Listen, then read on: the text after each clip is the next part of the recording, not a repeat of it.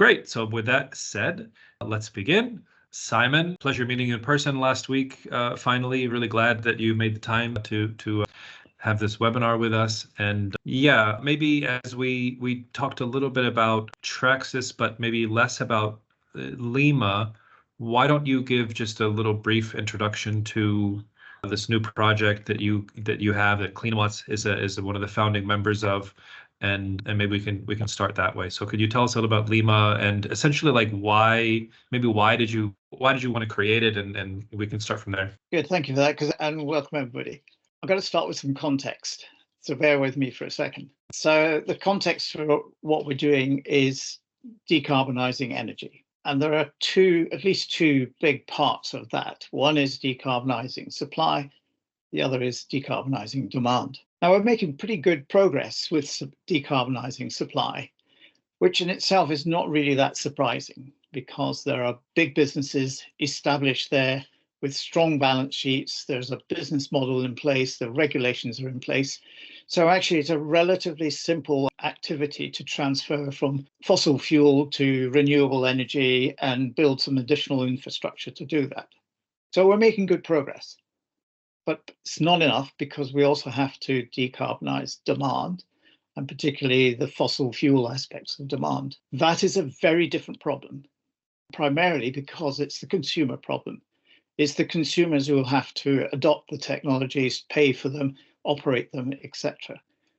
And if you look at it from the consumer perspective, there are four big problems. The first one is it's very expensive. So we're talking about tens of thousands of euros per home to install, service, support the equipment that's required. Can you be more specific? Like, talking heat pumps, EVs, or what do you mean? Well, insulation is probably the big starting point, but then there are heat pumps and heating. Well, it depends whether it's going to be district heating, auto, but heating, electrification of heating. And then, yes, EVs as well. And then you can get into solar and battery storage as a means to reduce the cost of that. But if you start looking at solar, there's a great move at the moment to put in batteries as well, so as to maximize your self-consumption. It does maximize the self-consumption, but it doesn't do an awful lot for the payback period. Our economic modeling of it shows that the payback period probably remains the same. In some cases, might even get worse if you take it on a 25-year basis, because you also have to replace the batteries, etc.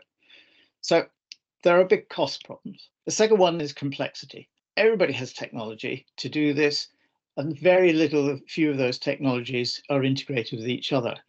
It's expected the consumer, the home occupier, owner, the landlord has to work out how to fit this, how to integrate them, how to make them all work. It's very complex. And the third one is, well, what's the local industrial supply chain skill based for installation, service and support? It's a bit like in what we had in the UK with double glazing sales 20, 30 years ago.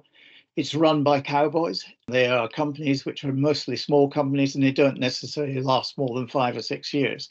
So when things can't go wrong, there's nobody for you to turn to get to resolve the issue. And if you've got all the way through that, you then get to the fourth one, which is how do you get connected?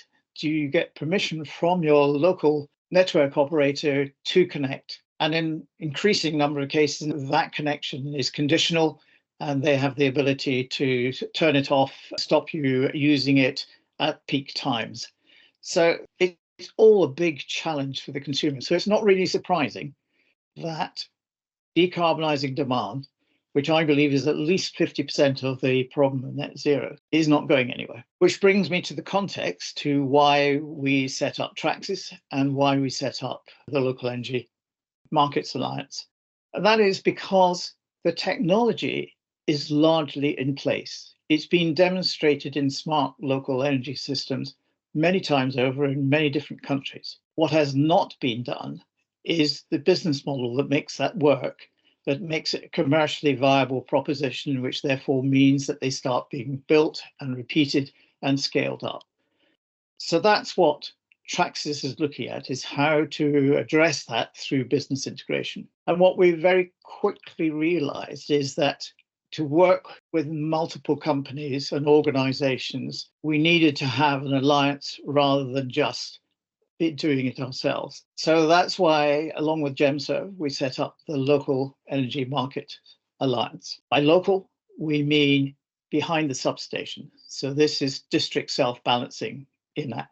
By market, we mean the market which is for an alternative to infrastructure grid strengthening, because we all know that there is going to cost an awful lot of money and take many decades to fully strengthen the grid using infrastructure. But we need connections now.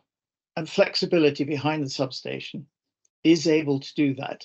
It can manage the peak loads. That's what district self-balancing is. You can manage the peak load so that you can connect unrestricted to the substation before the upstream grid has been fully strengthened.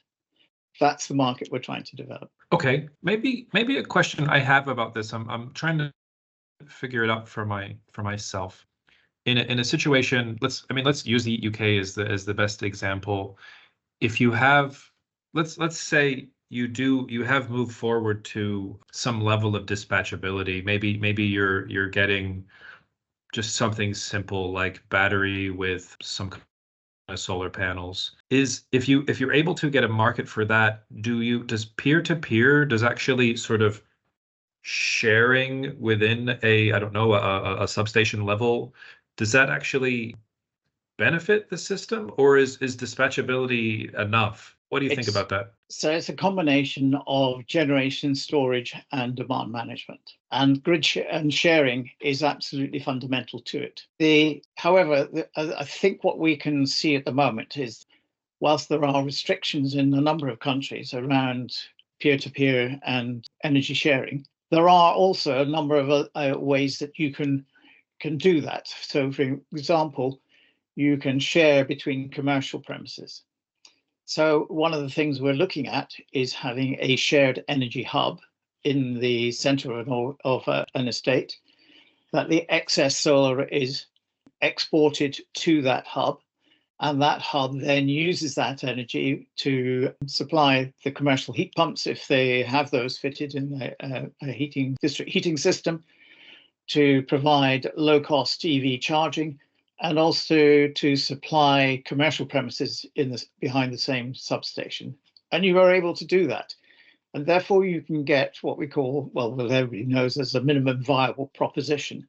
You can get started with something which is commercially viable, not hugely commercially viable, but is commercially viable, and get moving. And then as the legislation improves and the sharing is made more capable, then we can improve that business model and apply it to other areas which are perhaps more marginal. So what you're describing, so the main way in Portugal that Cleanwatts does business is that we tend to have like a central anchor client, and then we share outwards. And the anchor client tends to be commercial.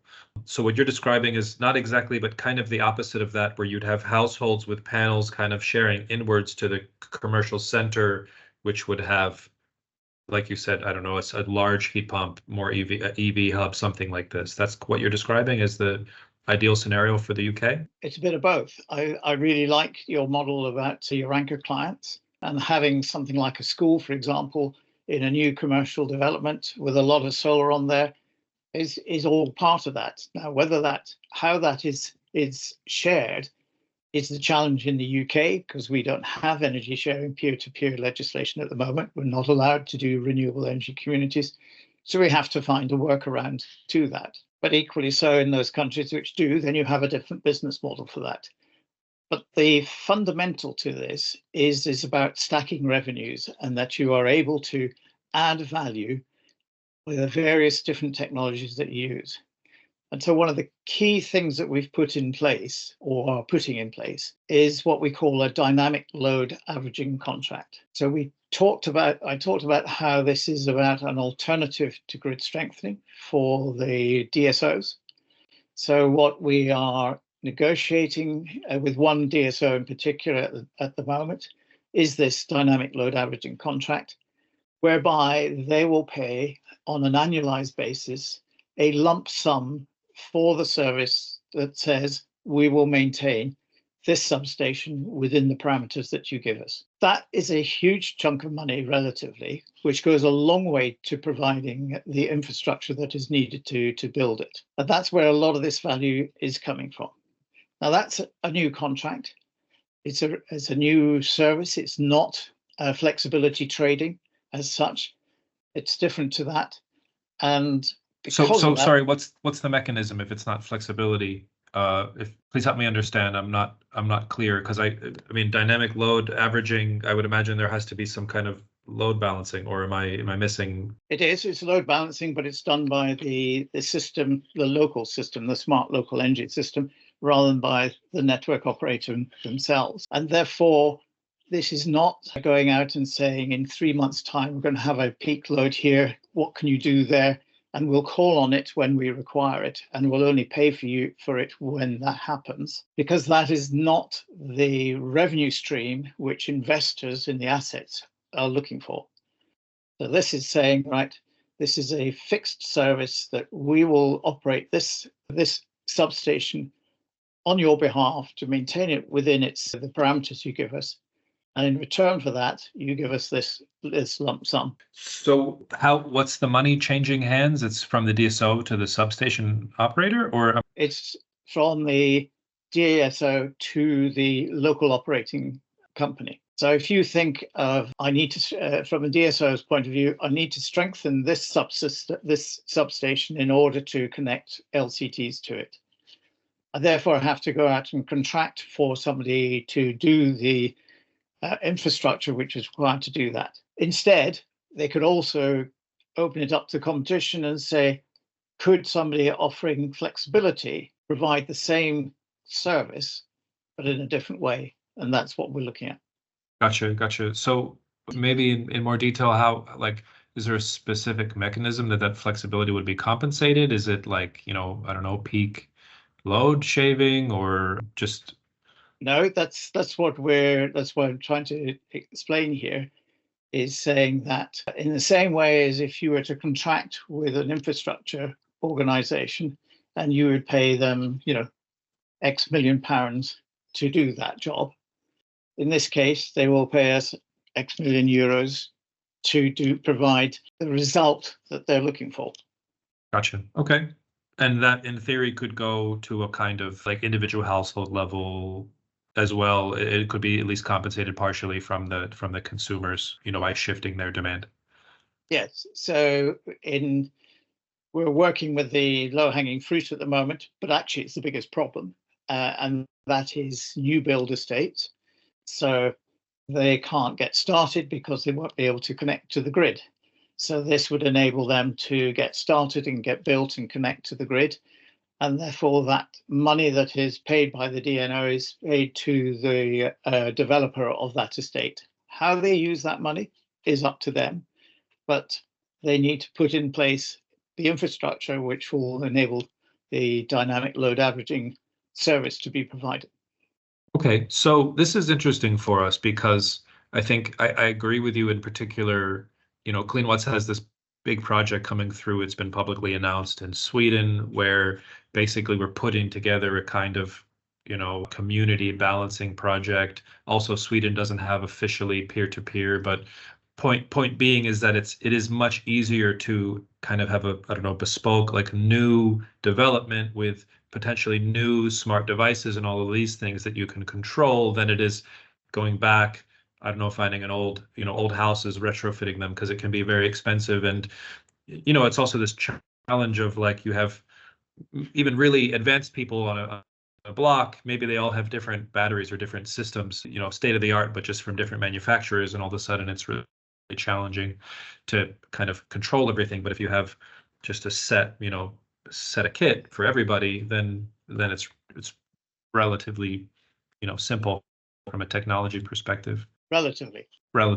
Yeah, but that's, I agree with you there that like kind of new developers is maybe a easier market, and then therefore you're saying it's also they're also struggling just to get connected, so they kind of benefit from this. Okay, maybe going back to peer-to-peer, like what do you think is the real blocker from, that not being allowed? Is it grid operators being nervous that they're going to get overwhelmed with solar and like somehow not understanding? Is it, I don't know, is it a political thing where like retailers are just worried about competition? What do you think is the challenge there? I think there are a multitude of challenges here, not the least of which is the transition itself, and people aren't quite sure which way the transition is going, and therefore they're nervous about making decisions which will push it in one way or another. But one of the big ones is what we were talking about just before we started, is network charges. And how do you levy network charges to people, especially if they are effectively avoiding network charges by sharing energy between themselves? And part of what we're looking at is we're operating microgrid functionality, but we're trying to do that not on a private wire, but on a mixture of private and public wire, because private wire is rigid. You can only really do it with new build. What we're looking to do is saying, well, actually the new build is the anchor client in your terminology, and then you can extend it out to houses operating and commercial buildings operating on the same substation, who can then become part of the smart local energy system at a lower cost because there's a critical mass there already established. And therefore, you are able to expand it out to the 99% of other buildings which are not new build. Okay, I see we good. have a question. Yeah, let's go to the question. Let me just see if I can unmute Luis. Yeah, Luis, go. You can ask your question, I think. Or no, I thought I unmuted you, but let's. Maybe you're muted? No. Allow camera. I don't know. This is the first time I've used this. Perhaps if you ask the question in the Q&A, then we can look at it that way. Yeah, maybe we'll do it that way. Oops. Okay, I don't know. I'll come back to it. But yeah, put it in the Q&A, and please, Luis, and we'll come back to the question. If you can see that, if you go to the the top of the screen, there's a Q&A button. Just put it there. We'll answer it. All right. So maybe a question. I know you like this term local energy markets versus, say, I don't know, energy communities. I noticed myself, there's also, collective self-consumption. I feel like it should be relatively interchangeable, but what is it about local energy markets terminology that you think is important? We're effectively brokering a contract between the system operator and the local operating system or the local operating company. That is a very important contract because the system operator has to have confidence that actually the substation will be operated within its limitations, and therefore they need to have a fairly professional relationship, contractual relationship. So my hesitation about the community term is that there are various different types of community out there, not all of which would be suitable for the sort of commercial contractual arrangement which we are intending to put in place. Okay, makes sense. And actually, you're a very good example of it because, Cleanwatts is a professional established business, and therefore there is a lot of confidence all around in people being able to operate with you. Because one of the big things about this whole question about the consumer first, and I should have said that earlier, that one of the fundamental premise of Traxys and LEMA itself is consumer first. We have to solve the consumer problem first. And one of the big challenges there is trust. The consumers do not have a great deal of trust in the energy system and the fact that their prices will be maintained or in fact reduced. So how do you build that trust in the first place? And that is why I think you need to have a pretty effective, reliable commercial business at the heart of this. And actually, those are local businesses, not big mega energy retailers, etc. Okay. Yeah, I keep I'm focused a lot here on product, and I keep coming back to this quote from Steve Jobs, which is basically, start with the customer experience and work backwards from the technology. And I think it's really important in the sense that, let's say I work with a lot of engineers, very smart people who are, I don't know, more nerdy about energy than the average person, and so there's this kind of difference of focus in terms of how much somebody wants to really spend with their energy use and so forth. And of course, the normal person's relationship with their energy is working with these, I don't know, monolithic corporations. So how can you be really kind of human first? And that's actually one of the things that I love about energy communities is that I was living in, for example, Czech Republic for years, and people are really skeptical there, maybe rightly so, about some of the energy transition. An EV starts at probably around, its prices are finally lowering, but around 40,000 euro. Only people with houses can afford solar. So that's really what's great about this whole kind of, let's say, focus on sharing energy and kind of bringing people into the fold. Maybe you can monetize your EV charging in a way to make it cheaper and these kinds of things. And so it's super important to bring these technologies, make them more human and in a way that serves people and exactly like reduces your cost of energy, because it's up until now, it's been kind of harder to do that. Maybe speaking of which, you mentioned payback period for batteries and solar. So here in Portugal, it's just, relatively recently affordable to do arbitrage with batteries. We don't have full access to flexibility markets here yet. But what's it like in the UK? Like, I haven't looked at the business cases. I imagine the UK, or I've been there before. Obviously, you guys have a lot of rain. You're a relatively northern country. What's the overall kind of thought about solar and I don't know, maybe for Sweden or whatever, like, how do you feel these countries can participate in, particularly solar as a renewable energy resource? It's increasing because the prices are coming down of batteries and of the solar panels, then it's becoming more financially viable. So I think at the moment, the payback period in the UK is somewhere between 12 and 15 years. It also varies with the cost of energy, whether the energy prices go up or go down. And one of the big unknown factors, and I come back to this again, is the network charges. The cost of strengthening the grid is going to be put onto network charges. It's going to be socialized, and therefore the consumers are going to end up paying for that. So there is going to be an increase in energy prices to pay for decarbonisation. But it's the degree to which that happens, I think, is what we're questioning here, in that if a number of these equipments are owned by consumers, paid for by consumers, they should get the value from that as well.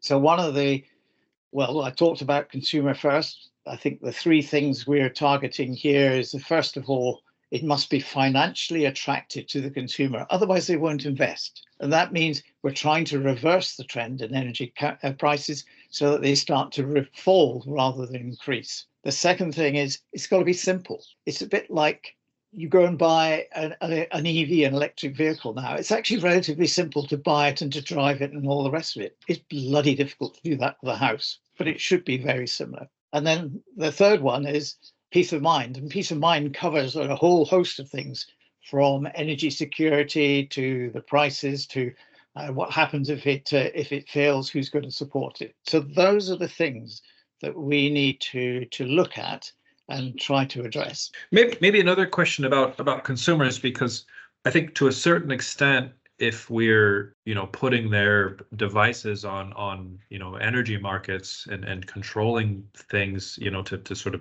whatever strengthen the grid or reduce congestion, we have to give up, I don't know, certain things, our battery for sure, or EV charging or heating, or maybe other things as well. And I don't know, do you think consumers, normal people, are ready to just like hand the keys over to the retailer, like, here, just control my stuff, save me some money? Or is there some fear about that, or should there be?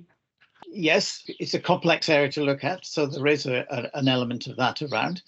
My starting point is that in my last business, we ran a trial of home batteries which were under our control, which the consumer didn't actually have to do anything to at all. And we were able to provide a 50% reduction in their energy bill without them even doing anything. So we described that as energy savings without lifting a finger. They were very happy with that. There's only a few of us around who are nerds enough to say, I would like to control my battery, etc. Actually, if you think again back to an electric vehicle, does somebody with an electric vehicle want to decide when they want to discharge the battery or when they want to use the engine?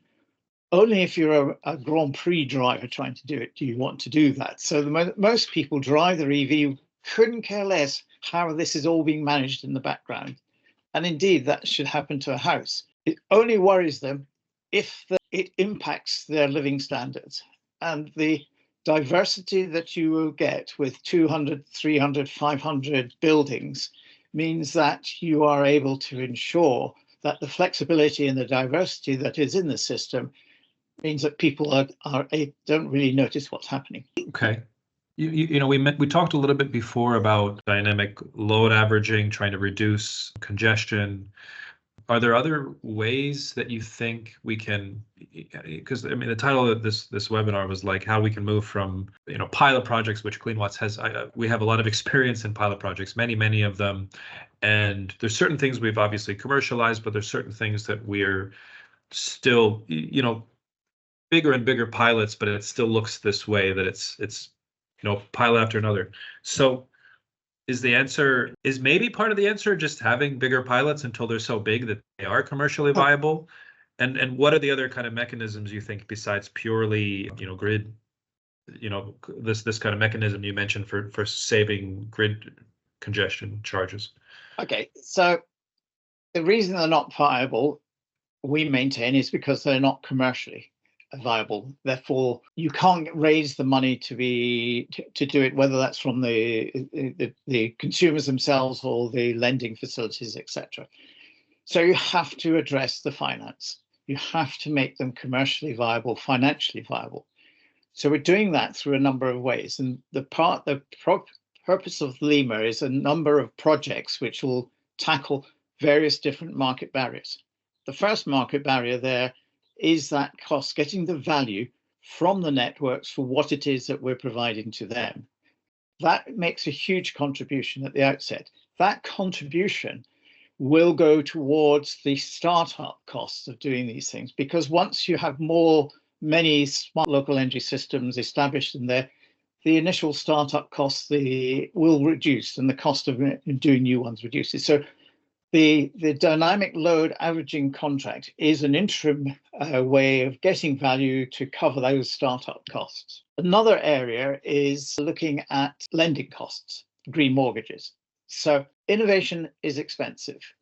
Innovation is risky. Risk brings with it a risk premium to anybody who's lending to it, which puts the price of that money up, which means it becomes prohibitive and you have that sort of circle. So what we're talking to the UK Investment Bank about is there a potential here whereby the UK Investment Bank, on behalf of the government, the UK government, could put in place a risk guarantee against the major risks such as consumer default and technology failures. And if they were able to do that, that would reduce the risk premium for the lenders, and therefore they would be able to provide lending at a lower interest rate. And actually that gets in towards a green mortgage, so that the mortgage providers are able to provide a lower interest rate for a green mortgage because it's been guaranteed by this risk guarantee. So there's another way of reducing the financial burden of delivering a smart local energy system commercially. And there are other ways as well we're looking at. So another one is around a guarantee. One of the concerns, we talked about trust for the consumer. We say to them, you're going to save at least a third on your energy bills. Yeah, prove it. Well, actually, with active performance management in buildings now coming online, we are therefore able to look at that and manage that and ensure gets that performance. And again, that starts to provide some confidence and guarantee to the consumers that they will get out with this what it is that they put in. So the whole thing about LEMA is trying to be constructive, innovative, finding different ways to address these common market barriers, and doing that as an industry, not as a government. Sure. Yeah, it makes sense. I wanted to comment to what you mentioned about interest rates because I agree with you there. It's been, obviously the last year or so, interest rates increased, and it all of a sudden made a lot of renewable energy projects no longer viable. And I was actually really surprised to hear in Portugal, when we do an energy community, if I'm doing self-consumption, the risk of the kind of anchor client is well known, and so therefore it's very easy to calculate. But the risk of additional consumers, of sharing the energy more broadly, because it's such a nascent concept, because it just hasn't really been done before, banks were super skeptical about it. They're like, we don't know these people, we don't know what their risk is, and so therefore it's like whatever, infinite risk or something like this. And it doesn't make any logical sense that the more you diversify consumers of a project, that it should be more risky, but in fact, according to the banks, it was. And I don't want to fault them necessarily, because I think it was ignorance more so than malice. But yeah, I agree with you. And so it's really important for companies like Cleanwatts with experience to be like, hey, actually, this is not a risky investment. We're building solar panels, and the price of energy is not going to dramatically decrease. Like, it's all the signs point to it increasing over time as consumption increases, which is what's going to happen in the energy system. And so the discussion is like, or probably it's a similar level of risk to like real estate, in the sense that it's a physical object that you're financing, or even better, because you can some real estate is only a liability, versus solar panels are actually create real value, like a business. So it's a really secure investment, not 100% with zero risk. There could always be, I don't know, a meteor that hits your solar panels or something and they break, but you know what I mean? It's not a very risky endeavor, but we have the data that shows that, and it's just a matter of kind of getting that over to the old school financial institutions. And that you mentioned that wonderful word data again, but the data is important here, because actually the more of these smart local energy systems you build, the more data you get, the more you are able to demonstrate what the level of risk is, what the failure rate is, what the consumer risk is, etc. And so a lot of this is about how do you get over that first part of finding out how do you get that. So yeah, and to move the conversation slightly on, we've talked a little bit here about how we're doing this in the UK at the moment. LEMA is a European organization, and our expectation is that we will replicate this in other countries as well. And which countries we go to will depend on which is the most open and most ready to be able to do something like this. So we would be very interested in looking at how can we bring something like LEMA, or LEMA itself, to Portugal or to other countries. The Netherlands is another one, obvious one we're looking at the moment. France is a third one, and replicate what we're doing in the UK in other countries, because this is about the industry getting together and sorting out our own problems. We're far too long waiting for government, or expecting government to solve our problems for us.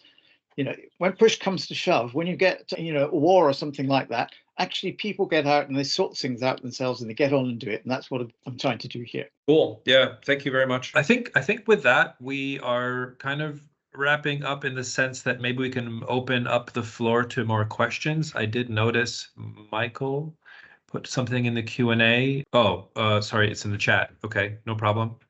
Maybe LEMA is about improving investor confidence in a new but untested investment class of assets. At some point, individual projects, now an asset class of their own, can be aggregated and traded by institutional investors on secondary markets. What are your thoughts? Yeah.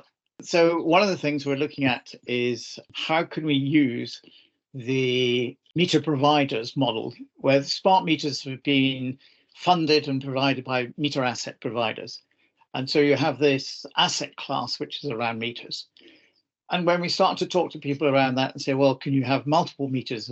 Yeah, absolutely you can. So could you have other assets, perhaps that aren't aren't actually meters, but the controllers, for example. Well, yes, there's no reason why not. So actually, we are starting to explore with them, could we use the proven and successful meter asset provider model and expand it to cover this as well, to have a different class of assets? So yes, absolutely, we're looking at that and trying to look at, well, what has worked elsewhere and how can we use the lessons from that and apply them to what we're trying to do here.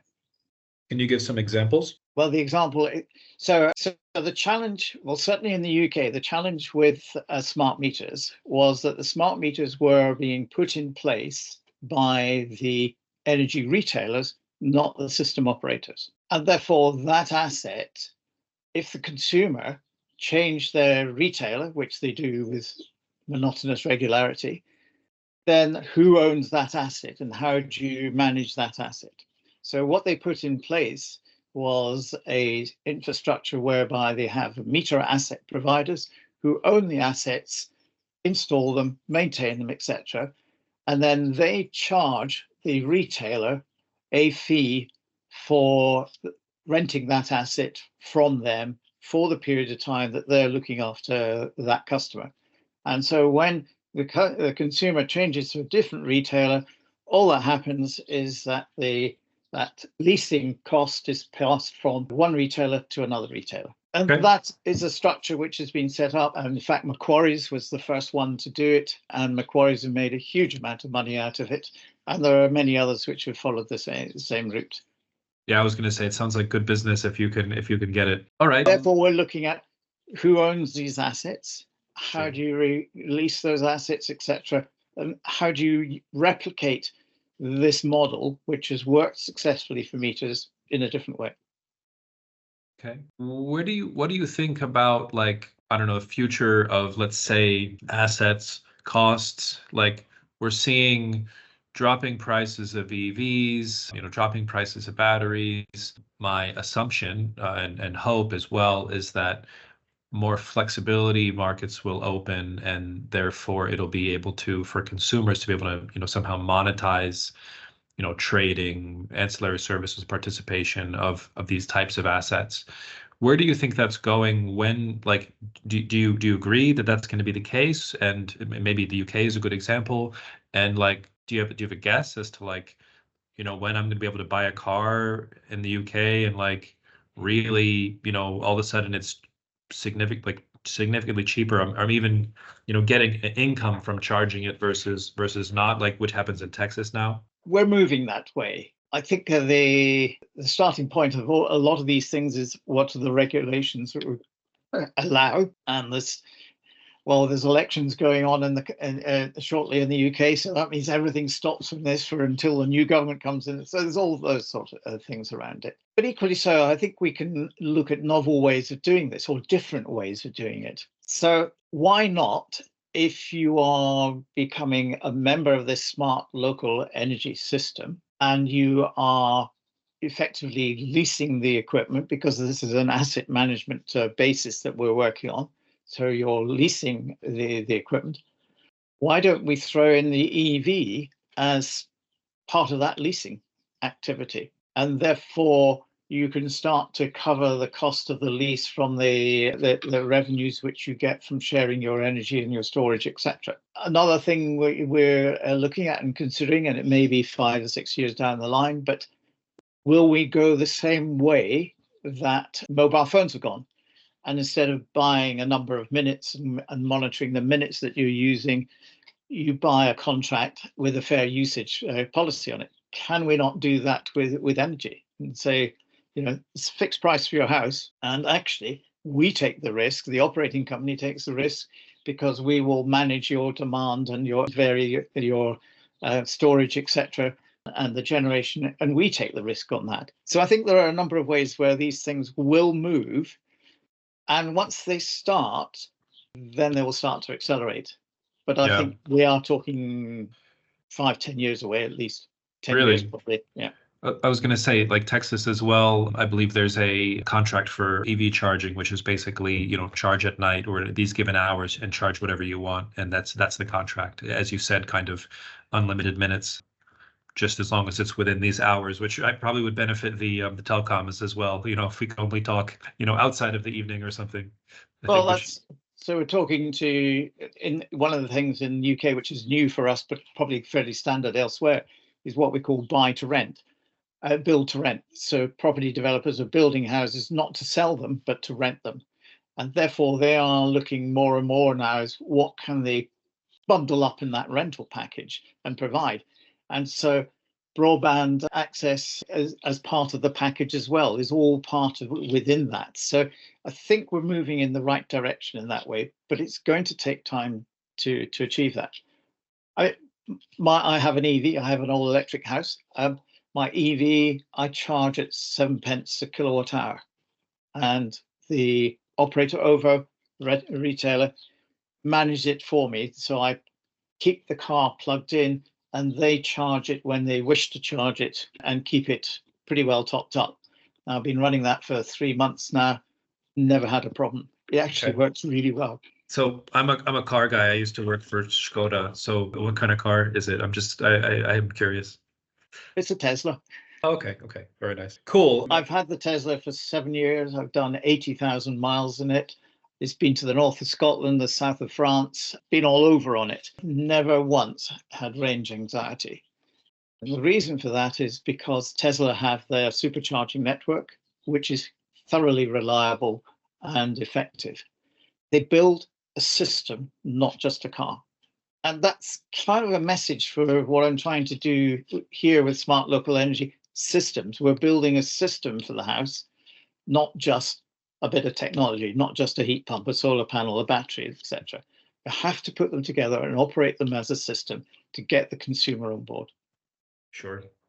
Yeah, I have the benefit. I just got a house in Portugal, and of course, my plan is let's make it smart. Let's get some solar panels and all this stuff involved in it. And I ventured to say I'm an expert in this area, and figuring how I'm going to do this. Of course, I'm going to use Cleanwatts as much as possible and so forth, technology. But like, it's still a huge puzzle piece for me. How to figure this stuff out. Like, don't get me wrong, I'll figure it out. But the fact that it's such a challenge for me, having access to some of the some very, very good minds in this field of and access to technology shouldn't be the case. So yeah, thank you very much for your efforts, because I agree it's super important to do that. Now I want to ask you a bit about Cleanwatts. Change that. Okay, sure, yeah.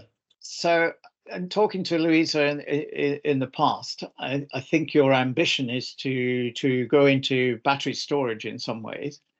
How are you, if you are able to, how are you planning to do that? Is that a large on-site battery, or is it going to be home batteries?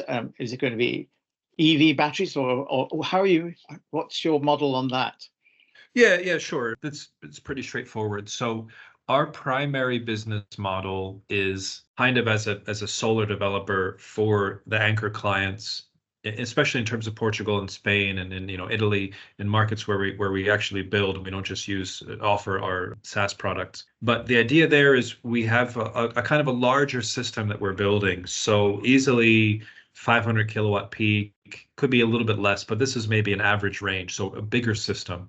And so therefore, the customers that we have, we would be looking to give them on average probably around a 200 kilowatt hour system, something like this. So a larger, not megawatt, but like a larger system that we would offer. Again, the ancillary services markets are not open in Portugal for us, so that would be mostly arbitrage operations. But already economics are good for that. There's a payback period in Portugal of, let's say, 5 years or less, depending on if it's self-financed.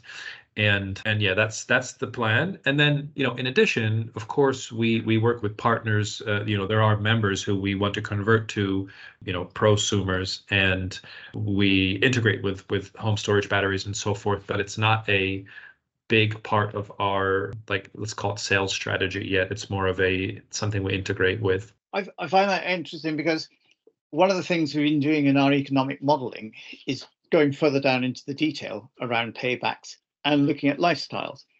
And if you look at the payback for a family that live at home and work at home, then there's a very different payback formula to those where they live away from or work away from home.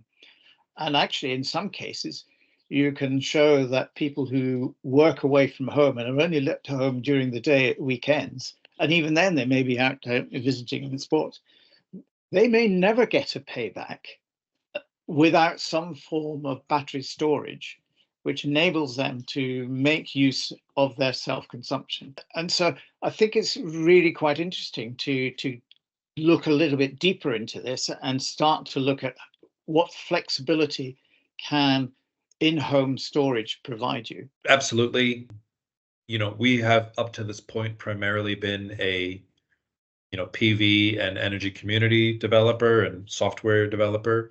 But what's happening in markets like California, which is really, really strong in rooftop solar, is that they're not permitting anybody. It's really, really getting hard to get rooftop solar built now in California because of the duck curve. And the answer is obviously batteries. And so if the market is saturated for, I don't know what you want to call it, dumb PV without any kind of flexibility in California, that's going to happen everywhere soon, especially in southern countries. And so I don't want to say it's irresponsible, but it's very responsible to already, especially if the batteries have a short payback period, it needs to be part of the model is PV plus some kind of dispatchability, because PV it's great, obviously, but it's not enough by itself. And now that the economics support things like batteries, has to be there. And you work in rural communities and with the fuel poor. Are you looking at how you can fund those home batteries in order to maximize the value that your fuel poor can get from this? Yes. So one of the main partners, and this was actually the last webinar that I hosted, was with this company called Go Parity, which is actually pretty international. So they are a crowd lending, company. You can do sort of crowdsourced lending. And the nice thing about them, we talked a little bit about risk before and financial institutions, is that they are, more, I don't know, forward thinking. Let's say they have risk models that are more advanced than some of the traditional lenders because that's the type of company they are. And so they have a really, they don't have defaults. I mean, they have some, but statistically speaking, very, very minimal. So it's not about, taking unnecessary risk, but they are happy to finance batteries, and there is a payback period for them, and it's going to be probably more than those 4 or 5 years, although prices are still going down, so it's not unreasonable. And yeah, we've raised €1 million with them just in Portugal, and it's it's what's nice is that you can build an energy community in your backyard with your neighbors, fund it, and also get the benefit of reduced prices. And it's really, very great system. Brilliant, really nice. Yeah. And this, to bring it full circle, this is why the dynamic load averaging service is really important as a starting point for us, because that helps fund that initial part to get this off the ground, the startup thing. The other final, in the few minutes left, the other thing I'd be interested in is how do you deal with the installation, service and support aspect of this? Do you develop local community skill base, or do you do that all yourself as Cleanwatts? So, well, to answer your question, we have contractors we work with, which by the way that it works, we end up developing, kind of local, because we're creating jobs for people locally, let's say, but it's not a specific thing that we're trying to do. It's rather just a result of what we are doing, if that makes sense. It's understandable. I personally, I think it's the wrong way around.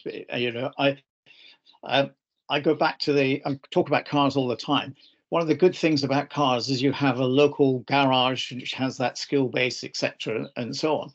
And I talked about Tesla, about how they build a system, and the smart charging element of that, the fast charging, is a huge part of that.